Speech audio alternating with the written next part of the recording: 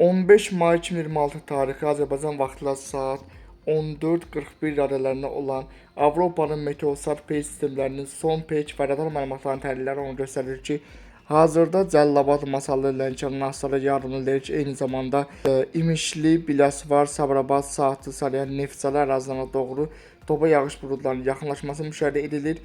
Proses lokal xarakterli şimşək çaxması, lokal yağış yağması və lokal dolu proseslərinə səbəb ola bilər.